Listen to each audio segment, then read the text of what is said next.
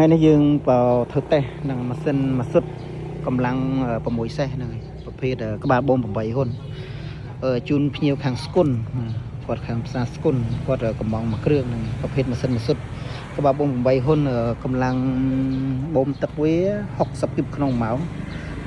កម្ពស់វាបូមបាន30ម៉ែត្រជម្រៅបឺតវាបាន6ម៉ែត្រទៅ12ម៉ែត្របងប្អូនហ្នឹងហើយឲ្យបច្ចេកធ្វើតេស្តថតវីដេអូជូនគាត់ហ្នឹង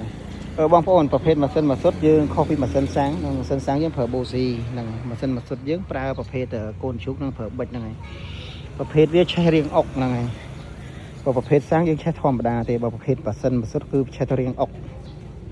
ជាមួយយើងឆេះទៅទាំងអស់នេះបងប្អូន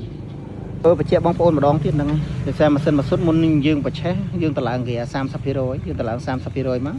ហើយបានយើងកាច់ស្ប៉ាប់ចឹងមកហើយកាច់ស្ប៉ាប់សម្រាប់ចោលចឹងហើយបងប្អូនបលែងទៅហើយចាំយើងទាញបងប្អូនចឹងទាញដៃពីរទៅបងប្អូនទាញមួយឆេះ